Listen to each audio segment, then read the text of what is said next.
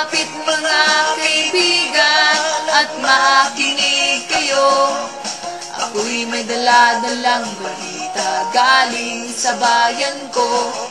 Nais kong ipamahagi ang mga kwento at mga pangyayaring nagaganap sa lupang pinangako.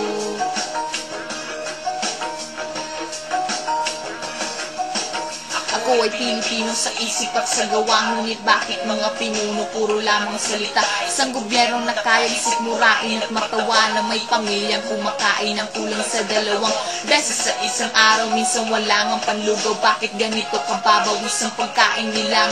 Ang dadamputin at kakainin ng batang gutom.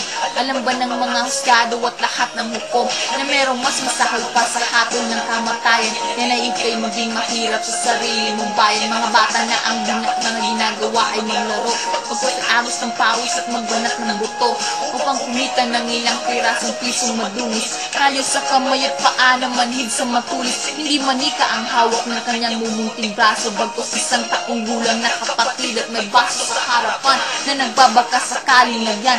Baryang pambili ng tinapay na panlaman sa tiyan.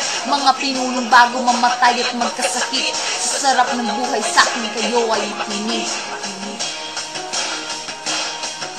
Duol mga kaigsuunan, ug paminaw kamo. Duna ko'y dala nga mga balita gikan sa banwa ko. Gusto ko nga ipahibalo ang mga istorya nga nagagahitabo sa banwa gisana to.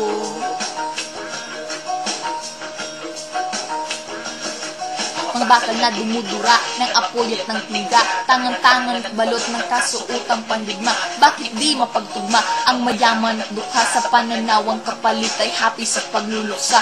Pare-parehong sundalo, muslimano, kristyano, ilan naman ang masawi, di mo alam kung sinong panalo. Walang panalo dahil sa tuloy tayo ang talo. Pinoy ang nasa loob ng ataon na sinarado. Yan ba talaga ang sumpa dito sa lupang pinangako? Respeto at pagmamahalan ay pilit na tinatago. Lawing hindi magkadapong may pakpak na limitado at nakakulong sa seldang may walang susing kandado. Kailan kaya matatapos ang pag-agos ng dugo at ang kapayapa ay mahawakan ng buong buo? Yan ba ang kwento o tanong na pilit na kumahawin sa bawat taong bahagi sa watawat na hinabi?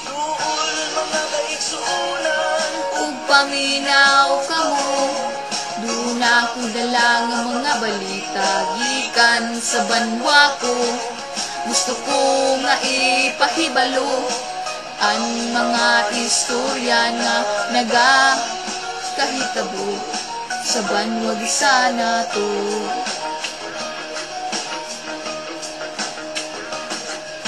Lapit mga kaibigan at makinig kayo.